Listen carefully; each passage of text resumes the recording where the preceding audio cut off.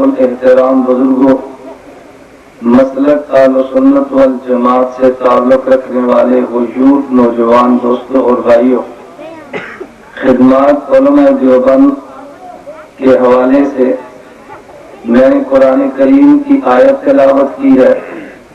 ज़ख़ीरे अहादीस में से खातमुल अंबिया सल्लल्लाहु अलैहि वसल्लम की 4 मुबारक अहादीस तिलावत की है।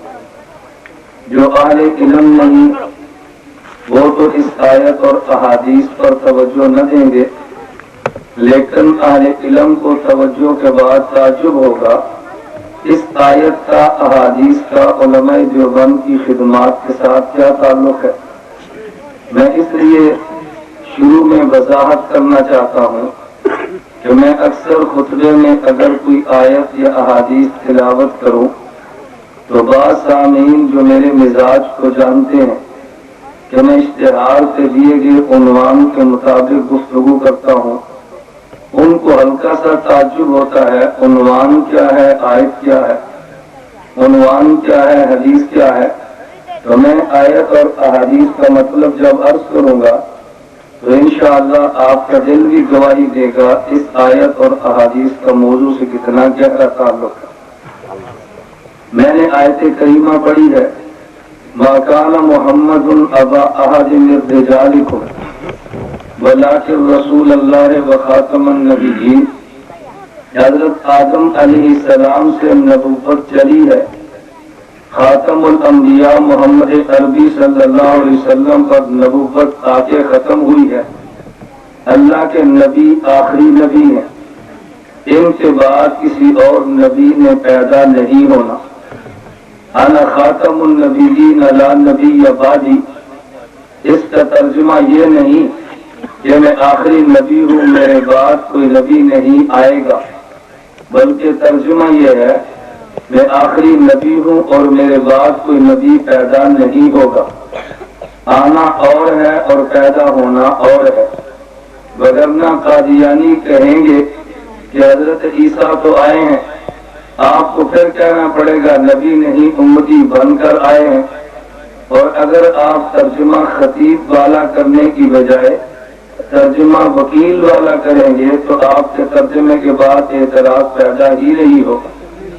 इसलिए हदीस मुबारक का तर्जुमा अना खातमुन नबिय्यीन ला नबिय्य बादी, मैं अंबिया में से आखिरी नबी हूँ और मेरे बाद कोई नबी पैदा नहीं होगा। हजरत ईसा अलैहिस्सलाम पैदा पहले हुए हैं और आएंगे बाद में। वो नबी बनकर नहीं उम्मती बनकर आएंगे, लेकिन पैदाइश उनकी हुजूर के बाद नहीं, हुजूर से पहले। रसूलुल्लाह सल्लम आखिरी नबी हैं। इस नबी की नबूवत से सब अंबिया की नबूवत खत्म है। अब न नबी कोई पैदा होगा न ऐलाने नबूवत करेगा, लेकिन नबी का दीन तो दुनिया के कोने कोने में जाना है और फिर क़यामत तक इसमें बाकी रहना है। ये नबी के दीन को दुनिया में कौन पहुंचाएगा और नबूवत के दीन को दुनिया में कौन ले जाएगा। रसूल अकरम सल्लल्लाहु अलैहि वसल्लम आए, अल्लाह के पैगंबर ने ऐलान नबूवत फरमाया तो सर जमीन मक्का पे अकेले हैं। अल्लाह के नबी ने ऐलान नबूवत फरमाया तो औरतों में पहल करने वाली उम्मुल मोमिनीन खदीजतुल कुबरा है। बच्चों में पहल करने वाले हजरत ज़ैद हैं और बच्चों में पहल करने वाले हजरत अली बिन अबी तालिब हैं और मर्दों जवानों में पहल करने वाले हजरत अबू बकर सिद्दीक रज़ी अल्लाह अन्हु। पैगंबर के ऐलान नबुव्वत से पहल करने वाले कई थे, लेकिन जिन्होंने ऐलान नबुव्वत को कबूल किया है फिर ऐलान नबुव्वत को आगे फैलाने के लिए चले हैं। मक्का की सरजमीन अगर उन पे तंग हुई है, उनमें से बाद हबशा हिजरत करके गए हैं, हिबशा से वापस आए हैं तो हिजरत करके मदीना मुनव्वरा गए हैं। मेरे पैगंबर का दीन चला वो जो गारे सौर से चला, गारे हिरा से चला है और पैगंबर का दीन मजार तक आया है। इसमें 23 साल लगे हैं दीन के मुकम्मल होने में। تو میرے نبی نے دین دیا ہے اور دین کامل دیا ہے، لیکن یہی نبی مکہ میں ہے تو لفظ اور ہے، یہی نبی مدینہ میں ہے تو لفظ اور ہے۔ جب مکہ مکرمہ میں ہے تو اللہ یوں اعلان فرماتے ہیں، قُلْ يَا أَيُّهَا الْكَافِرُونَ لَا أَعْبُدُ مَا تَعْبُدُونَ وَلَا أَنْتُمْ عَابِدُونَ مَا أَعْبُدُ وَلَا أَنَا عَابِدٌ مَا عَبَدتُّمْ وَلَا أَنْتُمْ عَابِدُونَ مَا أَعْبُدُ لَكُمْ دِينُكُمْ وَلِيَ دِينِ لَكُمْ دِينُكُمْ وَلِيَ دِينِي کہ لوگو اے کافرو تمہارا دین تمہارے لیے اور میرا دین میرے لیے۔ لیکن کسی دین کو جب 23 سال لگے ہیں تو آخری سال آیت اترتی ہے، اللہ اعلان یوں فرماتے ہیں، اليوم اکملت لکم دینکم۔ جب مکہ میں اعلان ہے تو حرمت لکم دینکم ولی دین، دین کی نسبت اللہ کے نبی کی طرف ہے، اور جب یہ مدینہ منورہ میں آخری سال ہے تو دین کی نسبت پیغمبر کے صحابہ کی طرف ہے۔ معلوم ہوا جب دین چلا ہے تو پھر یہ دین محمد ہے، لیکن جب مکہ سے آگے نکلنا ہے تو پھر خدا نے دین صحابہ فرمایا ہے۔ اس کی وجہ کیا ہے کہ خدا نے جبریل پیغمبر کو دیا ہے، جبریل کے واسطہ سے دیا ہے۔ حضور نے فرمایا دین میں لایا ہوں، لیکن پیغمبر جو پورے عالم کے نبی ہیں یہ پورے عالم میں یہ تو نہیں ہے، دنیا میں پیغمبر کا دین لے کر جانے والوں کو نبی کے شاگرد کہتے ہیں، پیغمبر کے صحابہ کہتے ہیں، نبی کے جانثار کہتے ہیں۔ اگر اس آخری سال میں بھی خدا دین کو دین محمد کہتا تو ممکن ہے عجم والے کہتے یہ دین محمد ہے تو تم کیوں لائے ہو؟ خدا نے فرمایا جو دین خراسان میں میرے پیغمبر کے جانثار لے کر جائیں گے، جو دین جزائر میں میرے پیغمبر کے شاگرد لے کر جائیں گے، جو دین افریقہ میں میرے پیغمبر کے صحابہ لے کر جائیں گے، میں اس کا نام بدل کے دین محمد کی بجائے دین صحابہ رکھتا ہوں۔ جب نبی آئے ہیں تو دین محمد ہے، جب نبی گئے ہیں تو دین صحابہ ہے، جب دین چلا ہے تو تھوڑا تھا، حضور گئے ہیں تو دین کامل تھا۔ تو جب دین کا آغاز ہے ابھی دین مکمل نہیں ہے، خدا اس کو دین محمد فرماتے ہیں، اور جب دین مکمل ہوا ہے تو خدا اس کو دین صحابہ فرماتے ہیں۔ اس سے ایک مسئلہ حل ہوا کہ پیغمبر کی موجودگی میں جو خدا نے دین کامل فرمایا ہے یہ وہ دین تھا جو نبی نے صحابہ کو دیا ہے۔ میں یہ بات کیوں کہتا ہوں؟ الیوم اکملت لکم، یہ تو آیت اتری ہے اور ساتھ پیغمبر نے یوں فرمایا اسی حج کے موقع پہ اپنی وفات سے 86 دن قبل، فرمایا صحابہ تم یہ بتاؤ جو دین خدا نے مجھے دیا وہ دین میں نے تمہیں دیا ہے۔ صحابہ نے عرض کیا حضور آپ نے ہم تک پہنچانے کا حق ادا فرمایا ہے۔ پیغمبر نے فرمایا خدا نے دین مجھے دیا ہے، میں نے دین تمہیں دیا ہے۔ فَلْيُبَلِّغْ مِنْكُمُ الشَّاهِدُ الْغَائِبُ، تو جو لوگ یہاں موجود ہیں میں نے دین انہیں دیا ہے، تم نے دین ان کو دینا جو یہاں موجود نہیں ہے۔ تو دین کامل ہوا پیغمبر کے دور میں، لیکن پیغمبر مکہ میں آئے کمزور ہیں، پیغمبر طائف میں یہ کمزور ہیں، پیغمبر مدینہ میں یہ کمزور ہیں۔ میرے نبی آئے ہیں تو دولت نہیں ہے، دولت ساری دینے والے کا نام صدیق اکبر ہے۔ میرے پیغمبر آئے ہیں غمخوار کوئی نہیں، غمخواری کرنے والی کا نام خدیجۃ الکبریٰ ہے۔ میرے پیغمبر آئے ہیں تو ساتھ تلوار والا کوئی نہیں، تلوار اٹھانے والے کا نام علی ہے۔ میرے پیغمبر آئے ہیں تو خادم کوئی نہیں، خدمت کرنے والے کا نام زید ہے۔ میرے پیغمبر آئے ہیں تو پیغمبر کے لیے جو جو کمیاں موجود تھی وہ پیغمبر کے صحابہ نے پوری کی ہے۔ میں اس لیے بات کہتا ہوں کہ دین کامل تو پیغمبر پہ ہوا ہے، لیکن پیغمبر کا دین تو نہتا تھا، نام لینا جرم تھا۔ بلال نے کلمہ پڑھا ہے تو تپتی ریت پہ لٹایا گیا ہے۔ اگر پیغمبر کا کلمہ سمیہ نے پڑھا ہے تو جسم کے 2 ٹکڑے کرانے پڑے ہیں۔ اگر پیغمبر کا کلمہ زہیرہ نے پڑھا ہے تو آنکھیں نکلوانی پڑی ہے۔ اگر پیغمبر کا کلمہ حضرت خباب نے پڑھا ہے ان کے بدن کو آگ کے انگاروں پہ لٹایا گیا ہے۔ اگر پیغمبر کا کلمہ عثمان نے پڑھا ہے تو بیوی سمیت مکہ ہجرت کر کے حبشہ جانا پڑا ہے۔ تو جب پیغمبر نے دین کا اعلان کیا تھا اس وقت نبوت کے اعلان کو قبول کرنا اپنی جان کو کھیل جانے کے مترادف تھا، آگ پہ انگارے رکھنے کے مترادف تھا۔ اب میں کہتا ہوں جو دین پیغمبر پہ کامل ہو رہا تھا یہ دین اجنبی تھا۔ میرے پیغمبر نے خود فرمایا ان دین بدا غریبا، میرا دین اجنبی آیا ہے۔ اس دین کو جگہ دینے والے پیغمبر کے صحابہ ہیں۔ رسول اللہ صلی اللہ علیہ وسلم کے دین کو مال چاہیے تھا، پیغمبر کے صحابہ نے دیا ہے۔ دین کو پھیلانے کے لیے اولاد چاہیے، یہ پیغمبر کے صحابہ نے دیا ہے۔ اس دین کو نافذ کرنے کے لیے اسلحہ چاہیے، پیغمبر کے صحابہ نے دیا ہے۔ اس دین کو دنیا میں لے جانے کے لیے وقت چاہیے، پیغمبر کے صحابہ نے کیا ہے۔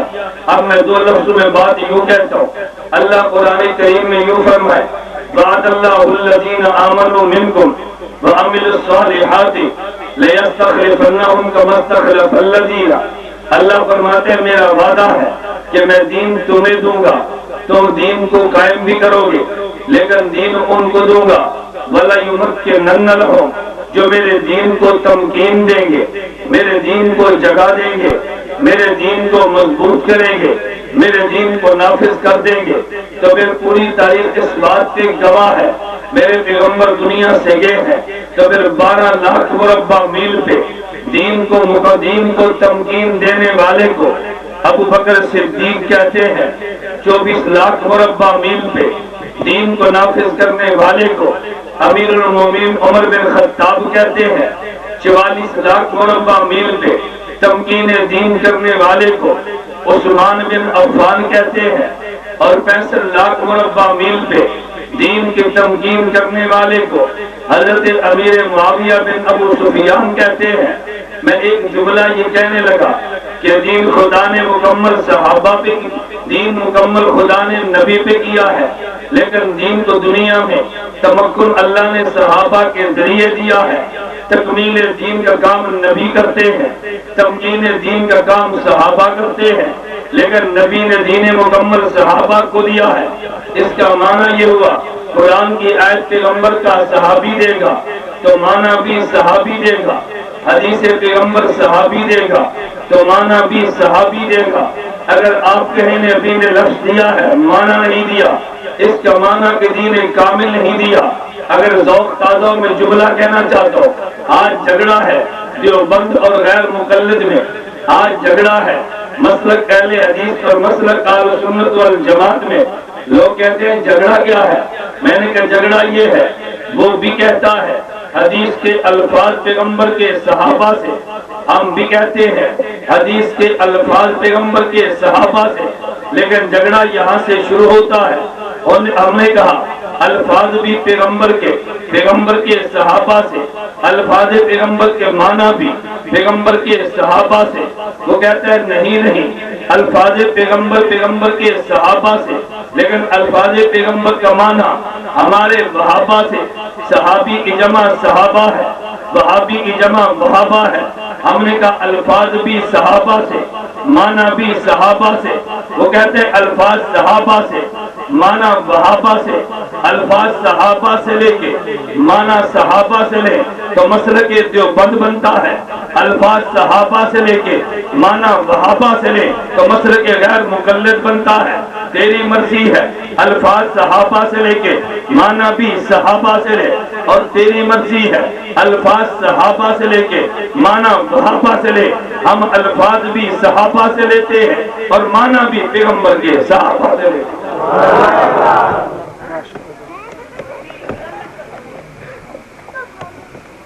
اللہ نے دین کامل پیغمبر کے ذریعے کروا کے دیا، پیغمبر کے صحابہ کو ہے۔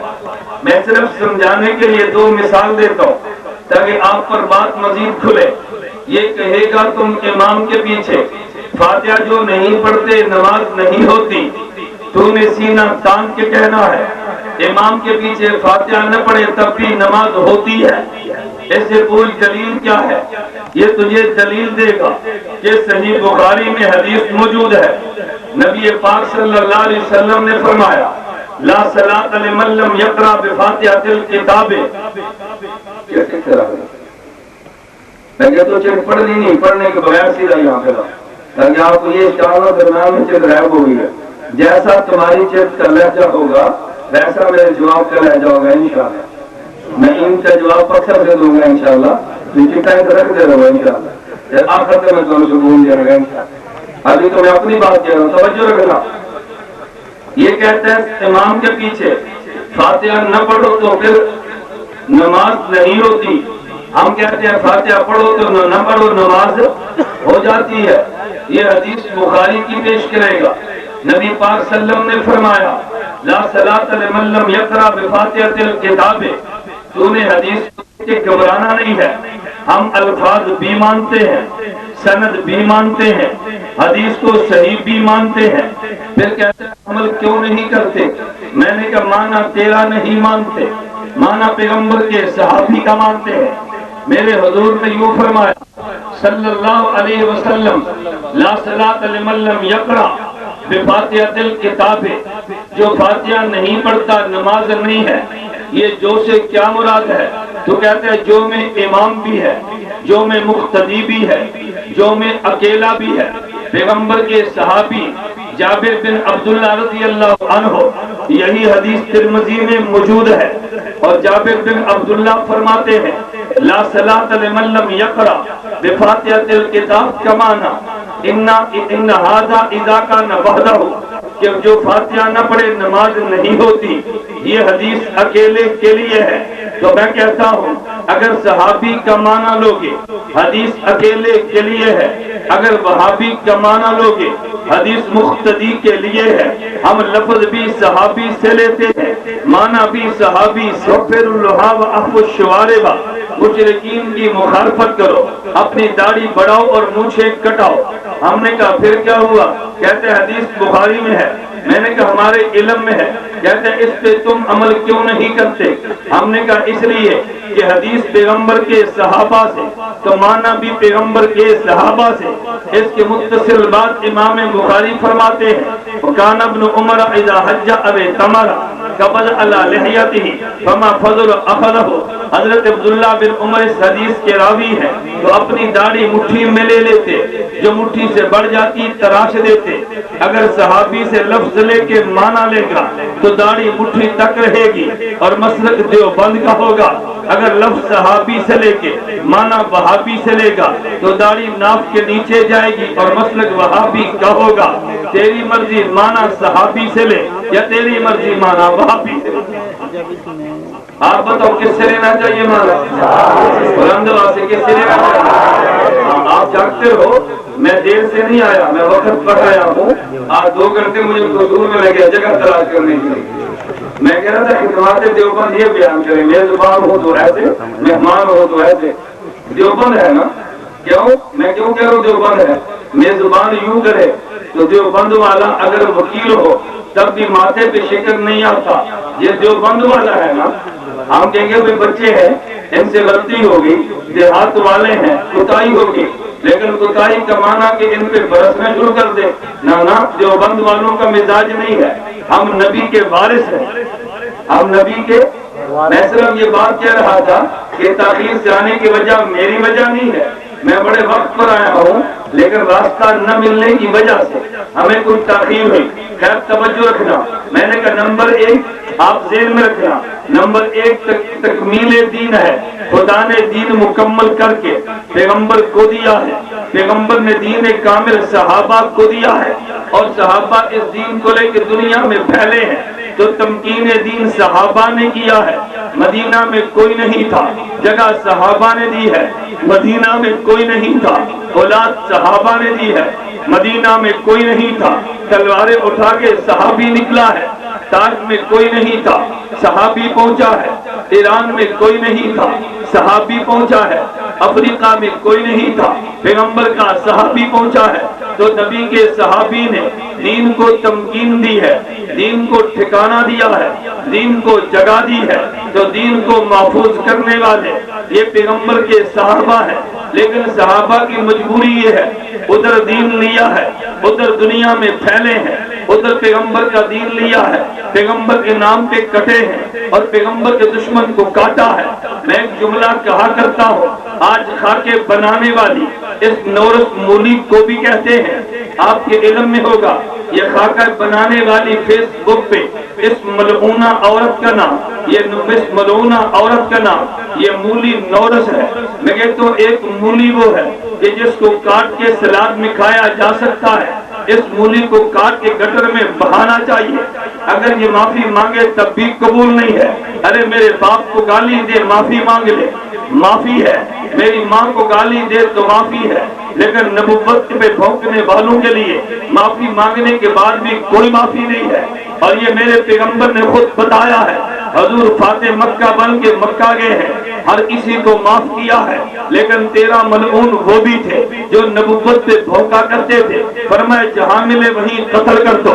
صحابہ نے آگے عرض کیا، ان میں ایک عبداللہ بن خطل بھی ہے، یہ کعبہ میں کعبہ کے غلاف پکڑ کے روکے معافیاں مانگتا ہے۔ فرمایا فقتلوہ، اس کو وہاں بھی قتل کر دو۔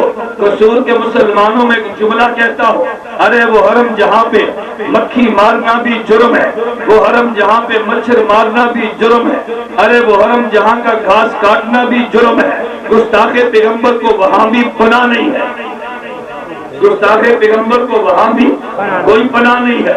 یہ معافی مانگے تب بھی مجرم ہے، معافی نہ مانگے تب بھی مجرم ہے، اس کو معافی نہیں ملا کرتی۔ تو میں یہ کہہ رہا تھا پیغمبر کے صحابہ تو نکلے ہیں اور دشمن کی جان لینے کے لیے نکلے ہیں، پھر جان لیتے ہوئے جان دے بھی دی ہے۔ ہمارے کبھی لوگ جذبات میں کہتے ہیں ہم دین پیغمبر کے لیے جان دیں گے، ہم دین پیغمبر کے لیے قربانی دیں گے۔ میں نے کہا قرآنی مزاج یہ نہیں ہے، قرآن اٹھا کے دیکھ، اللہ قرآن کریم میں یوں فرماتے ہیں ان اللہ اشتری من المؤمنین انفسهم اموالهم بان لهم الجنہ یقاتلون فی سبیل اللہ فیقتلون ویقتلون۔ ارے جو دین کے لیے نکلتا ہے وہ قتل کرنے کے لیے نکلتا ہے، لیکن قتل کرتے کرتے قتل ہو جایا کرتا ہے، قتل ہونے کے لیے نہیں، قتل کرنے کے لیے نکلا ہے۔ پیغمبر کے صحابہ قتل کرنے کے لیے نکلے ہیں، دین کے دشمن کو مٹانے کے لیے نکلے ہیں۔ اتنا وقت نہیں مل سکا نبوت کی حدیث ساری لکھ دے، قرآن کے سارے معنی لکھ دے، تو پیغمبر نے تکمیل دین کیا ہے، صحابہ نے تمکین دین کیا ہے۔ اب ضرورت اس بات کی ہے کہ دین کو لکھ دیا جائے۔ خدا نے اس کے لیے انتخاب نعمان بن ثابت امام ابو حنیفہ کا کیا ہے۔ امام سیوطی کہتے ہیں انہو اول من دبر علم شریعہ، حضرت امام حاکم کہتے ہیں، حضرت صدر الائمہ کہتے ہیں انہو اول من دبر علم شریعہ ورتبہ ابوابا ولم یسبقہ احد۔ امام ابو حنیفہ دین شریعت کو لکھنے میں پہل کرنے والا ہے، نبی دین کو مکمل کرنے والے، صحابہ دین کو پھیلانے والے، امام ابو حنیفہ دین کو لکھنے والے، یہ لکھ کے دینے والا امام ابو حنیفہ ہے۔ یہی وجہ ہے میں ایک جملہ کہا کرتا ہوں، امام ابو حنیفہ اور سنت کا دشمن اگر آج اعتراض کرتا ہے یا ابو حنیفہ پہ کرتا ہے یا تبلیغی جماعت پہ کرتا ہے، اس کی وجہ یہ ہے کہ سنت کا دشمن جانتا ہے ایک کام امام ابو حنیفہ نے فرمایا ہے اور ایک کام تبلیغی جماعت نے کیا ہے، اس کو دونوں سے تکلیف ہے۔ تو کہے گا وہ کام کون سا ہے؟ امام ابو حنیفہ نے خواب دیکھی ہے، میں نے پیغمبر کی قبر کو دیکھا، پیغمبر صلی اللہ علیہ وسلم کی ہڈیاں مبارک قبر مبارک میں بکھری پڑی ہیں، ان ہڈیوں کو اٹھا کے سینے سے لگایا۔ امام ابو حنیفہ تعجب کرنے لگے یہ میں نے کیسی خواب دیکھی ہے، کیونکہ اہل سنت والجماعت کا عقیدہ ہے پیغمبر کا بدن قبر میں محفوظ بھی ہے اور پیغمبر کا بدن قبر میں زندہ بھی ہے۔ پیغمبر کا بدن قبر میں محفوظ، بولیے نا، محفوظ اور زندہ بھی ہے۔ کہ تم میں مردے تو نہیں ہے نا؟ اگر مردے ہو تو کھسکنا شروع کرے، اگر نہیں تو تم نے کھسکنا ہے انشاءاللہ ثم انشاءاللہ۔ ہم دیوبند میں کالی بھیڑیں نہیں رہنے دیں گے، دیوبند خالص دیوبند ہی رہے گا۔ دیوبند کا عقیدہ ہے میرے پیغمبر کا جسد مبارک قبر میں محفوظ بھی ہے اور قبر میں زندہ، بولیے محفوظ بھی ہے، زندہ بھی ہے۔ میرے پیغمبر کا جسد محفوظ بھی ہے، پیغمبر کا جسد زندہ بھی ہے۔ تو تعجب ہوا، حضرت امام ابو حنیفہ نے شاگرد کو بھیجا کہ جاؤ امام ابن سیرین سے خواب کی تعبیر پوچھو۔ شاگرد گیا ہے، امام ابن سیرین سے پوچھا بتاؤ یہ خواب دیکھنے والا کون ہے؟ جو شاگرد نے کہا حضرت جس نے خواب دیکھی اس نے بتایا کہ بتانا نہیں ہے، خواب دیکھنے والا کون ہے منع کیا، فرمایا تو نہ بتا، یہ خواب دیکھنے والا امام ابو حنیفہ کے علاوہ کون ہو سکتا ہے؟ تو پھر اس شاگرد نے کہا آپ کو تو پتا چلا ہے یہ خواب دیکھنے والے امام ابو حنیفہ ہی ہے۔ تو پھر امام ابن سیرین نے کہا کہ جاؤ امام ابو حنیفہ کو مبارک دے دو، میرے پیغمبر کی سنت ہے جو دنیا میں بکھر گئی ہے، ان کو جمع کرنے کا کام خدا تم سے لے گا۔ نبی کی سنتیں جو دنیا میں بکھری ہیں ان کو جمع کرنے کا کام خدا تم سے لے گا۔ نبی کے صحابہ پیغمبر کی سنت کو لے کے دنیا میں بکھرے ہیں، پھر سارے صحابہ کا کوفہ میں آنا اور جانا تھا، کیونکہ خلافت جو کوفہ میں ہے، دارالحکومت جو کوفہ میں ہے، گورنر جو کوفہ میں آئیں گے، وزیر جو کوفہ میں آئیں گے، مشیر علی رضی اللہ عنہ کے کوفہ میں رہیں گے۔ اللہ نے حضرت علی کی جگہ کو امام ابو حنیفہ کے لیے مسکن بنایا ہے، امام ابو حنیفہ وہاں پہ ہے، اور اسماعیل بن حماد بن ابی حنیفہ وہ کہتے ہیں امام ابو حنیفہ کے والد حضرت ثابت علی کی خدمت میں گئے ہیں رضی اللہ عنہ، حضرت علی نے سر پہ ہاتھ پھیر کے دعائیں مانگی ہیں۔ اسماعیل کہا کرتے جو میرے دادے ابو حنیفہ کو برکت ملی ہے یہ حضرت علی کی دعاؤں کا نتیجہ ہے۔ امام ابو حنیفہ کا مسکن کوفہ بنا ہے، توجہ رکھنا اور کوفہ کے بارے میں ذہن نشین کر لے۔ میں نے کہا تمکین دین پیغمبر کے صحابہ نے، حضرت عمر رضی اللہ عنہ نے فرمایا میرا دل یہ چاہتا ہے عرب و عجم کے درمیان وہ جگہ کہ جہاں پہ سمندر بھی ہو، خشکی بھی ہو، وہاں پہ یونیورسٹی بھی بنا دی جائے، وہاں چھونی بھی بنا دی جائے۔ حضرت عمر نے سوچا ہے تو پھر جگہ بنائی ہے اور جگہ کا نام کوفہ رکھا ہے۔ یہی عمر وہ ہے کہ جن کے بارے میں میرے پیغمبر نے فرمایا ان اللہ جعل الحق علی لسان عمر و قلبہ، عمر بولتے بھی ٹھیک ہے، عمر سوچتے بھی ٹھیک ہے۔ کوفہ سوچے عمر کا نام ہے، جو کوفہ نہیں مانتا وہ سوچے عمر کو نہیں مانتا، وہ دشمن عمر کا ہے۔ نام کوفہ ابو حنیفہ کا لیتا ہے، دشمن سعد بن ابی وقاص کا ہے، اور نام ابو حنیفہ کا لیتا ہے، دشمن عمار بن یاسر کا ہے۔ نام ابو حنیفہ کا لیتا ہے، دشمن حضرت عبداللہ بن مسعود کا ہے، اور نام کوفہ کا لیتا ہے، ارے دشمن 70 بدری صحابہ کا ہے۔ نام ابو حنیفہ کا لیتا ہے، یہ دشمن 300 بیعت رضوان والے صحابہ کا ہے، اور نام ابو حنیفہ کا لیتا ہے، دشمن 1050 صحابہ کا ہے۔ نام کوفہ کا لیتا ہے۔ اس کوفہ میں امام ابو حنیفہ آئے ہیں، پیغمبر کی سنتیں پھیل گئی، ابو حنیفہ نے جمع کیا ہے۔ ابو حنیفہ کا کام یہ تھا نبی کی سنتیں پھیلی ہیں، یکجا جمع فرمایا ہے۔ تبلیغی جماعت نے کام کیا کیا ہے؟ وہ میرے پیغمبر کی سنتیں جو دنیا میں مٹی ہے تبلیغی جماعت نے زندہ کیا ہے۔ پیغمبر کی بکھری سنتوں کو جمع کرنے کا کام امام ابو حنیفہ نے کیا ہے، اور پیغمبر کی مٹی سنتوں کو زندہ کرنے کا کام تبلیغی جماعت نے کیا ہے۔ اس نے سنت کا دشمن یا گالی ابو حنیفہ کو دیتا ہے یا گالی تبلیغی جماعت کو دیتا ہے۔ گالیاں تجھے مبارک ہو، دین کو جمع کرنا اور سنت کو زندہ کرنا ہمیں مبارک۔ جمع بھی ہم نے کیا اور زندہ بھی ہم نے کیا ہے۔ تو پیغمبر کے صحابہ نے دین کو تمکین دی ہے، امام ابو حنیفہ نے دین کو لکھا ہے، اور لکھنے کو تدوین کہتے ہیں۔ ابو حنیفہ نے تدوین دین کی ہے۔ ایک کام اور رہ گیا کہ دین مکمل بھی ہوا ہے اور دین پھیلا بھی دیا گیا ہے اور دین کو لکھ بھی دیا گیا ہے، لیکن جب یہ دین عجم میں پھیلا ہے، دین دنیا میں گیا ہے، اب مختلف قسم کے کیڑے آئے ہیں، مختلف قسم کی جڑی بوٹیاں اگی ہیں دین محمد پہ حملہ کرنے کے لیے۔ یہ میری بات توجہ سے سمجھنا، میں نے تمہید باندھ کے خدمات علماء دیوبند بتانے لگا۔ تمہید اس لیے باندھی ہے تاکہ تجھے پتا تو چلے علماء دیوبند کی خدمات ہے کیا۔ میرے پیغمبر نے دین کا پودا دیا ہے، تذکرہ اللہ قرآن میں کرتا ہے، پھر وہ دین کا پودا پلا اور پھولا ہے، پھر وہ دین میں پھیلا ہے۔ پھر ایک وقت آیا ہے کئی قسم کے کیڑے اور سنیاں آئی ہیں۔ کبھی کیڑا وہ ہے کہ جو اس دین کے پودے کی جڑ کو لگتا ہے، اسے قادیانی کہتے ہیں۔ ایک کیڑا وہ آیا ہے جو جڑ کو لگا ہے، ارے اسے رافضی کہتے ہیں۔ اور ایک کیڑا وہ ہے کہ اس کے پتوں کو لگا ہے، اسے بدعت کا کیڑا کہتے ہیں۔ کیونکہ یہ تو آپ کے علم میں ہوگا کہ جب بھی پودا لگتا ہے اس میں دو قسم کے کیڑے اگا کرتے ہیں۔ ایک کیڑا وہ ہوتا ہے کہ جو جڑوں کو کھوکھلا کرتا ہے، اور ایک کیڑا وہ ہوتا ہے جو پتوں کو لگا کرتا ہے۔ لیکن اس کیڑے کے ذمے فصل کو مٹانا ہے، لیکن کبھی کیڑا نہیں ہوتا، لیکن فصلوں میں ایک جڑی بوٹی اگتی ہے، وہ فصل کو ختم تو نہیں کرتی لیکن فصل میں گند کو ملایا کرتی ہے۔ اب کیڑے کا کیڑا کسے کہیں گے اور یہ بوٹی کسے کہیں گے؟ یہ جو دین کے بوٹے کو کیڑا لگا ہے اسے الہاد کہتے ہیں، اور جو دین کے بوٹے میں یہ بوٹیاں لگی ہیں ارے اس کو بدعت کہتے ہیں۔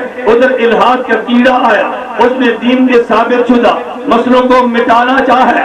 ادھر بدعت کی بوٹی آئی ہے، اس میں جو دین نہیں تھا اس میں دین کو ملانا چاہا ہے۔ میں وضاحت کر کے بات کہتا ہوں تاکہ لگی لپٹی بات نہ رہے۔ صحابہ پہ ایمان دین تھا، ایران کا کیڑا آیا ہے، اس نے کہا نہیں یہ دین نہیں ہے، دین سے نکالنا چاہا ہے، میرا پیغمبر آخری نبی ہے۔ ادھر قادیان سے کیڑا اٹھا ہے، اس نے کہا نہیں یہ آخری نبی نہیں ہے، ختم نبوت کو نکال دو۔ ارے ادھر لاہور سے کیڑا اٹھا ہے، اس نے پیغمبر کے صحابہ پہ بات کی ہے، معیار حق نہیں مانتا، کہا اس کو نکال دو۔ ادھر سے غلام احمد پرویز اٹھا ہے، اس نے کہا حدیث حجت نہیں ہے، ارے اس حدیث کو بھی نکال دو۔ ادھر امرتسر سے اٹھا ہے، اس نے کہا پیغمبر کی تراویح 20 نہیں ہے، یہ 20 والی بھی ختم کر دو، یہ پگڑی کو بھی ختم کر دو، یہ ٹوپی کو بھی ختم کر دو، یہ 2 ہاتھ کا مسافہ بھی ختم کر دو۔ کئی کیڑے آئے ہیں کہ جن نے دین کو مٹانے کی کوشش کی ہے اور دین میں سے بعض چیزیں الگ کرنے کی کوشش کی ہے، اور بعض بدعت کی بوٹیاں آئی ہیں، انہوں نے کہا نہیں ارے اذان تو دین کا بوٹا ہے، اس میں صلاۃ و سلام شروع میں پڑھ کے یہ بوٹی کا بھی اضافہ کر لو۔ پیغمبر نے جنازہ دیا، یہ تو دین کا بوٹا ہے، لیکن اس میں جنازے کے فوراً بعد دعا کی یہ بدعت والی بوٹی بھی شامل کر لو۔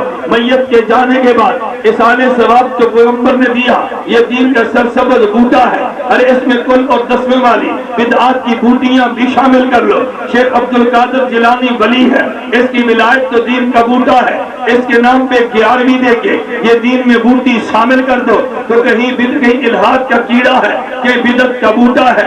علماء دیوبند نے تطہیر دین کا کام کیا ہے، الہاد کے کیڑے کو بھی الگ کیا ہے، بدعت کی بوٹی کو سپرے کر کے بھی مارا ہے۔ میں اس لیے کہتا ہوں کہ پوری دنیا میں چلا جا، سنت ایک ہوگی، ہر علاقے کی بدعت الگ ہوگی، پوری دنیا میں دین ایک ہوگا لیکن الہاد الگ الگ ہوگا۔ قربان جائے دیوبند والوں پہ اگر انگریز آیا ہے تو شیخ الہند نے للکارا ہے، قربان جائے دیوبند والوں پہ اگر انگریز آیا ہے حضرت شیخ الاسلام والمسلمین حضرت مدنی نے للکارا ہے۔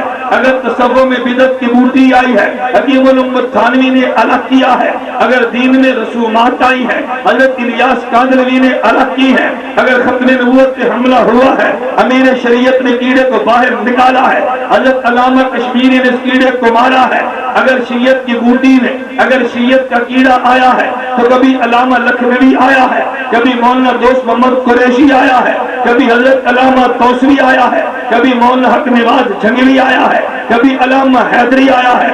ارے دیوبند والوں نے تطہیر دین کا کام کیا ہے۔ اگر بر صغیر میں انگریز آیا ہے، انگریز سے بر صغیر کو پاک کیا ہے۔ اگر قادیان کا بیٹا آیا ہے تو دیوبند والوں نے اس سے اسلام کو پاک کیا ہے۔ اگر ایران سے خمینی کا ایجنٹ آیا ہے دیوبند والوں نے اسلام کو پاک کیا ہے۔ اگر الٹے باز بریلی کا رضا خان آیا ہے اس کی بدعات سے دین کو پاک کیا ہے۔ اگر امرتسر کا نذیر حسین آیا ہے تو دیوبند والوں نے پاک کیا ہے۔ میرے پیغمبر نے تکمیل دین کیا ہے، میرے پیغمبر کے صحابہ نے تمکین دین کیا ہے، میرے امام ابو حنیفہ نے تدوین دین کیا ہے، اور میرے اکابر دیوبند نے تطہیر دین کیا۔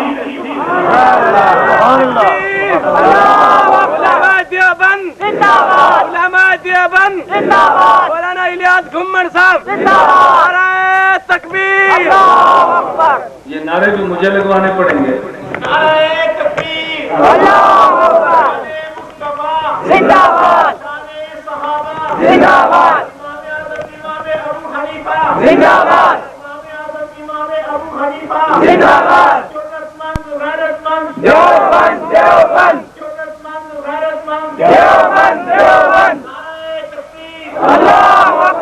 توجہ، خدمات علماء دیوبند کے حوالے سے میں ایک ایک دیوبند والے کا تذکرہ کروں تو بات لمبی ہوگی. میں سمجھانے کے ایک جملہ کہتا ہوں. عربی میں لفظ تفاعل ہے، اردو میں نیک فالی ہے. میں نیک فالی کے طور پہ چند باتیں کرنے لگا ہوں. دیوبند والوں کا مقام تو دیکھنا. آپ کے یہاں بیٹا پیدا ہوا، آپ نے بیٹے کا نام اسد رکھا ہے. اسد کو شیر کہتے ہیں. کسی بندے نے پوچھا بھائی تم نے نام اسد کیوں رکھا؟ تمہارے یہاں انسان ہوا یا شیر ہوا؟ آپ نے کہا جی انسان پیدا ہوا. پھر پوچھتا ہے تم نے نام شیر کیوں رکھا ہے؟ وہ کہتے ہیں نیک فالی کے لیے.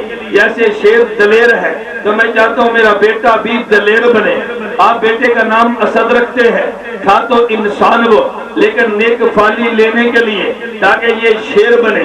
آپ کا بیٹا پیدا ہوا، آپ نے اس کا نام اشرف علی رکھا ہے. پوچھا بھائی کیوں رکھا ہے؟ آپ نے کہا کہ حضرت تھانوی کی طرح یہ حکیم الامت کے نقش قدم پہ چلے اور یہ دین کی راہ بر بن جائے تو اسے نیک فالی کہتے ہیں.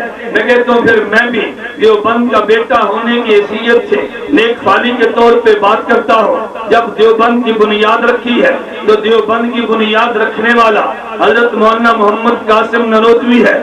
ایک عید اس نے رکھی ہے.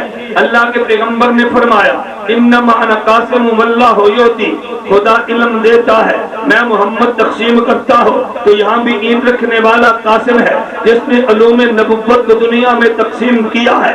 ارے دوسرا عید رکھنے والا حضرت احمد علی سہارنپوری ہے. اللہ نے قرآن کریم میں فرمایا عیسیٰ علیہ السلام کہتے ہیں مبشرم برسول یاتی من بعد اسمہ احمد، میرے بعد نبی احمد آئے گا جس کا دین ادیان پہ غالب آئے گا. یہاں بھی عید رکھنے والا احمد ہے کہ جس نے دین کی دعوت کی ہے تو دیوبند والے دنیا پہ غالب آئے ہیں. دوسرے نام کا حصہ علی ہے. میرے پیغمبر نے فرمایا انا مدینۃ العلم وعلی بابھا، میں شہر علم ہوں، علی شہر علم کا دروازہ ہے. تو میں کہتا ہوں دیوبند والے پورے بر صغیر میں پیغمبر کے علوم نبوت شاہ ولی اللہ وہاں سے لے کے دہلی آئے ہیں اور دہلی والے وہاں سے لے کے دیوبند گئے ہیں اور دیوبند والے علوم کو لے کے دنیا میں گئے ہیں. تو جس طرح کوفہ علی کا شہر ہے اور یہ شہر مدینہ کا دروازہ ہے تو دیوبند والے یہ کوفہ تک کا دروازہ ہے. میں کہتا ہوں یہاں بنیاد رکھنے والوں میں ایک نام عابد حسین ہے. اللہ قرآن کریم میں فرماتے ہیں یا ایت نفس المطمئنہ ارجعی الی ربک راضیۃ مرضیہ فادخلی فی عبادی وادخلی جنتی، تم میرے عباد میں شامل ہو جاؤ تو جنت تک پہنچ جاؤ گے. یہاں بنیاد رکھنے والا عابد ہے، ان کے ساتھ ملو گے تو جنت تک چلے جاؤ گے. دوسرا نام اس کا عابد حسین ہے. ہم دیوبند والے یزیدی نہیں حسینی ہے. معلوم ہوا کہ کردار حسینیت کا نام دیوبند ہے اور کردار یزید کا نام دیوبند نہیں ہے. اور اس میں عید رکھنے والے کا نام حضرت مولانا رشید احمد گنگوہی ہے. قرآن کہتا ہے حضرت لوط علیہ السلام کے گھر میں بد کردار قوم آئی ہے تو لوط علیہ السلام نے فرمایا علیہ منکم رجل رشید، ارے تم میں کوئی رشید نہیں ہے جو فتنے کو روک سکے. خدا نے رشید احمد سے عید رکھوائی ہے.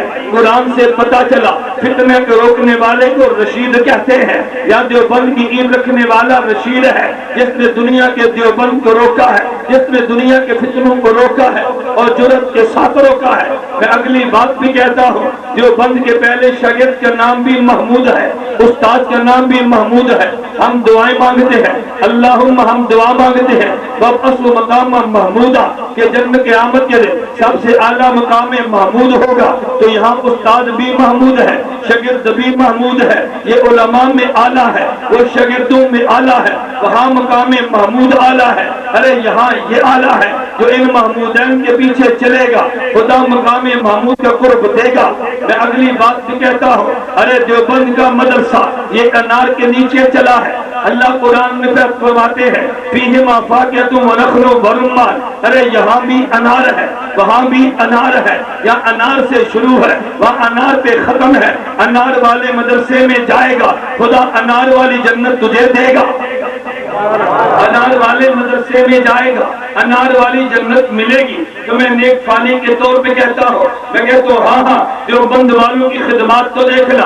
حکیم الامت تھانوی نے کہا ارے لوگ ہمیں تانا دیتے ہیں، دیوبند والے احناف کے مسئلے تو پیش کرتے ہیں، قرآن ان کے پاس نہیں ہے۔ حکیم الامت تھانوی نے قرآن کی تفسیر لکھوائی ہے، احکام القرآن تھانوی کے نام پہ، اوپر فقہ حنفی کا مسئلہ ہے، نیچے قرآن کی آیت ہے۔ فرمائے الزام لگا ہے دیوبند والے مسئلے ہیں مگر حدیثیں پیش نہیں کرتے، الہ السنن 21 جلدوں میں کتاب لکھوائی ہے، اوپر مسئلہ ہے تو نیچے حدیثیں ہیں۔ میں کہتا ہوں اگر مسئلہ مسائل کا ہے تو دیوبند والوں کا قلم چلا ہے، اگر مسئلہ حدیث کا ہے تو دیوبند والوں کا قلم چلا ہے، اگر منحوس قدم انگریز کے ہے تو دیوبند والوں کا ہاتھ چلا ہے، اگر خلافت مٹی ہے تو دیوبند والوں نے افغانستان میں زندہ کی ہے، اگر جیل سے ڈر کے لوگوں نے حکومت سے نہیں ٹکرائے ہیں تو دیوبند والوں نے جیل کا روپ توڑ کے ناموس صحابہ کو عام کیا ہے، دیوبند والوں نے ہتھکڑیاں پہن کے ناموس نبوت کی جنگ لڑی ہے۔ اگر تجھے خانقاہ میں آئے گا تب بھی دیوبند والے ہیں، اگر تدریس میں آئے گا تب بھی دیوبند والے ہیں، اگر تفسیر حدیث ہے تب بھی دیوبند والے ہیں، جیل سے باہر ہے تب بھی دیوبند والے ہیں، اگر جیل سجائی ہے تب بھی دیوبند والے ہیں۔ پیغمبر کی ہر ادا کے وارث دیوبند والے ہیں۔ تو میں نے خلاصہ یوں عرض کیا، پیغمبر پہ تکمیل دین ہے، صحابہ پہ تمکین دین ہے، ابو حنیفہ پہ تدوین دین ہے، اور دیوبند پہ تطہیر دین ہے۔ یاد کر لو گے؟ بتاؤ نہ کر لو گے؟ دین مکمل کس نے کیا؟ بولیے رسول اللہ صلی اللہ علیہ وسلم نے۔ اور دین کو ٹھکانہ کس نے دیا؟ پیغمبر کے۔ دین کو لکھا کس نے؟ امام اعظم ابو حنیفہ نے۔ اور جڑی بوٹی اور فطروں سے دین کو پاک کس نے کیا؟ علماء دیوبند نے۔ تو نبی کا کام تکمیل دین ہے، صحابہ کا کام تکمین دین ہے، ابو حنیفہ کا کام تدوین دین ہے، اور دیوبند کا کام تطہیر دین کا کام۔ اور یہ تطہیر انشاءاللہ ہوتی رہے گی، انشاءاللہ ہونی چاہیے کہ نہیں؟ مودودیت کیا ہے؟ ان کا تبلیغ والوں کو برا کہنا کیسا ہے؟ ان کے ساتھ سلام دعا جائز ہے یا ناجائز؟ تبلیغی جماعت کو برا کہنا تو ہے ہی برا، میں کہوں تو تب بھی برا، وہ کہیں تو تب بھی برا۔ تبلیغی جماعت ہمارے اکابر کی جماعت ہے، ہمارے علماء کی جماعت ہے، اس لیے اس جماعت کے خلاف بلا وجہ بول کے اپنی زبانوں کو مجرم مت کیا کرو۔ یہ چلتے ہوئے دین کے کام کے لیے دعا کرو، اللہ اس دین کے کام کو اور عام فرما دے، ہمارے اکابر کی اللہ حفاظت فرما دے۔ مودودیت کیا ہے؟ اس پر میں صرف اتنی بات کہتا ہوں، حضرت اوقاری رحمۃ اللہ علیہ کے پاس ایک بندہ آیا اور حضرت اوقاری سے اس نے پوچھا کہ حضرت آپ یہ فرمائیں کہ یہ جو مودودیت اور دیوبندیت ہے ان دونوں میں فرق کیا ہے؟ حضرت اوقاری نے اس کو ایک کتاب دی، کتاب کا نام حیات الصحابہ ہے، لکھنے والے کا نام حضرت مولانا محمد یوسف قادری ہے۔ فرمایا اس کتاب کو پڑھو، ہفتے بعد آنا۔ کتاب لے گیا، ہفتے بعد آیا، حضرت نے اس کو پھر خلافت الملوکیت دی، کتاب کو لکھنے والا ابو الاعلیٰ مودودی ہے۔ حضرت نے فرمایا اس کتاب کو پڑھو، ہفتے بعد آنا۔ ہفتے بعد پھر آیا، حضرت نے پوچھا دونوں میں کیا فرق دیکھا ہے؟ اس نے کہا کہ حضرت مولانا یوسف کی کتاب حیات الصحابہ دیکھی ہے تو دل میں صحابہ کا عشق پیدا ہوا ہے، مودودی کتاب خلافت الملوکیت دیکھی ہے تو دل میں صحابہ کا بغض آیا ہے۔ فرمایا جو دو ان کتابوں میں فرق ہے وہ دیوبند اور مودودیت میں فرق ہے۔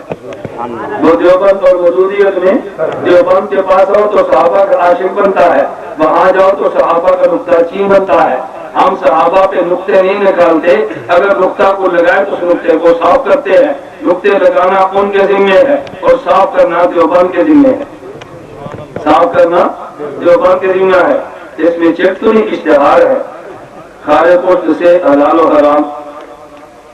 اصل میں مجھ سے کل پرسوں سمندری کے علاقے میں ایک مولانا نے مسئلہ پوچھا، انہوں نے کہا مولانا یہ بتائیں کہ یہ جو 3 طلاق کو ایک کہتے ہیں اور اس میں حدیث رکانہ کو دلیل کے طور پہ پیش کرتے ہیں، یہ حدیث کیا ہے؟ میں نے حضرت رکانہ رضی اللہ عنہ نے اپنی بیوی سے فرمایا تجھے طلاق ہے۔ روایات 2 قسم کی ہیں، ایک روایت انہوں نے فرمایا تجھے 3 طلاق ہے، ایک روایت انہوں نے بیوی سے کہا تجھے طلاق بتہ ہے۔ اب بتہ کا معنی 1 بھی ہے، 2 بھی ہے، 3 بھی ہے۔ اللہ کے پیغمبر صلی اللہ علیہ وسلم نے پوچھا کہ تو نے جو طلاق بتہ دی ہے اس سے تیری مراد ایک ہے یا دو ہے یا تین ہے؟ اب امام ابو داؤد فرماتے ہیں ایک روایت طلاق بتا کے لفظ والی، ایک روایت طلاق ثلاثہ کے لفظ والی، لیکن طلاق تو گھر کا معاملہ ہے۔ رکانہ کے بیٹے کہتے ہیں ہمارے باپ نے لفظ بتا کہا تھا، اور گھر کے باہر کے لوگ کہتے ہیں حضرت رکانہ نے ثلاثہ تین کہا تھا۔ امام ابو داؤد فرماتے ہیں طلاق کے مسئلے پہ گھر والوں کی گواہی زیادہ معتبر ہے، لہذا لفظ بتا زیادہ بہتر ہے، طلاق ثلاثہ کا لفظ ٹھیک نہیں ہے۔ اب میں نے علماء سے کہا کہ دیکھو لفظ یہ بھی تھا، لفظ وہ بھی تھا، لیکن لفظ بتا لے لیتے امت میں فتنہ نہ پڑتا، اور لفظ ثلاثہ والی نہیں ہے تو امت میں فتنہ پڑا ہے۔ قرآن کریم نے فرمایا اما الذین فی قلوبہم زیغ فیتبعون ما تشابہ منہ ابتغاء الفتنہ، اگر کسی آیت میں شبہ پڑ جائے تو جس کے دل میں کجی ہے وہ شبے والی روایت لیتا ہے تاکہ امت میں فتنہ پھیلے، اور جس کے دل میں کجی نہیں وہ مسئلہ وہ رہے گا جس میں امت میں فتنہ نہ پھیلے۔ تو غیر مقلدین کیونکہ فتین ہے، ہر ایسا کام کریں گے جس میں امت میں فتنہ پھیلے، ہر ایسا کام جس میں امت میں فتنہ۔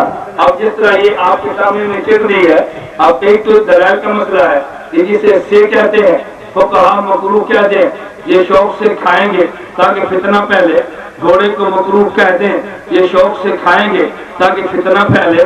ہر جانور کے ساتھ اعضاء جو نہ دیکھنے کے ہیں نہ کھانے کے ہیں ان ساتوں کو کھائیں گے، فقہا مکروہ کہہ دیں گے یہ کھائیں گے تاکہ فتنہ پھیلے۔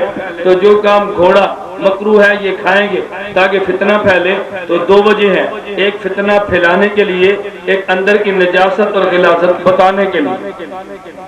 بات سمجھ آ گئی؟ ایک فتنہ پھیلانے کے لیے اور ایک اندر کی غلاظت پھیلانے کے لیے۔ اب ظاہر ہے اگر بندے کی طبیعت ٹھیک ہوگی تو بندہ ٹھیک چیز کھائے گا، اگر طبیعت میں بندے میں غلاظت ہوگی تو بندہ گندی چیزیں کھائے گا، تو دونوں میں فرق ہے نا۔ آپ اللہ دیکھ لیں، ایک خوراک چوبے کی ہوا کرتی ہے، ایک خوراک اس کی ہوگی، اور ایک خوراک آپ کے گھر میں باندھے ہوئے مرغ کی ہوگی، تو حلال کی خوراک الگ ہے اور دوسرے کی خوراک الگ ہے۔ تو جیسا مال نکلنا ہے ایسا ہی مال اس نے کھانا ہے۔ اللہ پاک ہمیں کراہت سے پاک نفیس چیزیں عطا فرمائے، اور کراہت والی چیزیں مکروہ لوگوں کو عطا کر۔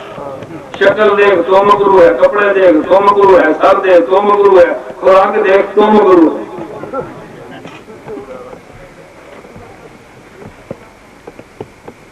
یہاں پہلے 12 سال سے جمعہ ہوتا ہے، لیکن ایک عالم کے کہنے پر جمعہ کی شرائط پوری نہ ہونے کی وجہ سے جمعہ کی نماز کو چھوڑ دیے۔ بعد میں تقریباً 8 ماہ بعد کچھ علماء کے کہنے پر دوبارہ شروع کروایا۔ جامعہ اشرفیہ نے فتویٰ ناجائز کر دیا۔ اب سوال اس گاؤں میں جمعہ جائز ہے یا نہیں؟ دیکھیں اس میں دوسرا مسئلہ، اگر کسی گاؤں میں جمعہ کی شرائط پوری نہ ہو تو کیا وہاں غیر مقلدین کی فتنہ سے بچنے کی جمعہ شروع کروانا جائز ہے؟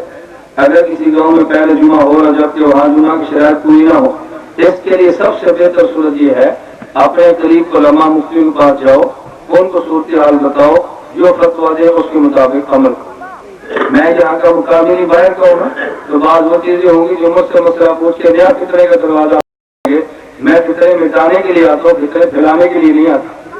اس لیے آپ یہ مسئلہ جامعہ اشرفیہ پر اعتماد ہے وہاں جاؤ، مدنیہ پر اعتماد ہے وہاں جاؤ، مفتی محمد حسن صاحب دامت برکاتہم جیدہ ڈالے میں، مفتی سعید دہلوی صاحب جیدہ ڈالے میں ہے، اور آپ کے پاس رائبن کا مرکز قریب موجود ہے، وہاں جا کے صورتحال بتاؤ، جو بزرگ فرما دے ہمارا وہی فتویٰ ہوگا۔ ہم اپنے اکابر سے ہٹ کر کو نیا فتویٰ نہیں دیتے، ان سے لکھواؤ جو کہتے ہیں۔ ہمارے سیاسی جماعت اس کے بارے میں تفصیل سے بیان کریں، تفصیل سے بیان تو 1 بجے دینا شروع ہوتا۔ یہ سیاسی بریلوی کی شاخ ہے اور نئی قسم کی شاخ ہے۔ بریلوی کے ذکر کا انداز اور ان کا انداز ڈانس والا ہے دونوں بریلوی، ایک وہ ہے ایک یہ ہے، ایک نے پگڑی سبز پہنی ہے، ایک نے پگڑی پیلی پہنی ہے، ایک نے پگڑی سفید پہنی ہے، تو بریلوی یہ ٹھیک ہی شاخیں ہیں۔ اللہ ہم سب کو الہاد کے کیڑوں سے بھی بچائے اور بدعت کی بوٹیوں سے بھی بچائے۔ اللہ نے تطہیر دین کے لیے قبول فرمائے۔ الحمدللہ رب العالمین والصلاۃ والسلام علی رسولہ وعلی آلہ وصحبہ اجمعین۔ اے اللہ ہم سب کو گناہوں سے محفوظ فرما، خطاؤں سے درگزر فرما، جائز حاجات کو پورا فرما۔ اے اللہ اپنی اس بستی کے خصوصی رحمت عطا فرما۔ جو حضرات تشریف لائے ہیں آنا قبول فرما، ان کے دلوں میں جو جائز خواہشات اپنے فضل و کرم سے پوری فرما۔ اے اللہ ہم سب کو دین کی خدمت کے لیے قبول فرما، خاتمہ بالایمان فرما، قیامت کے دن رسول اکرم صلی اللہ علیہ وسلم کی شفاعت نصیب فرما۔ وصلی اللہ تعالی علی رسول خیر خلقہ محمد و آلہ و صحبہ اجمعین۔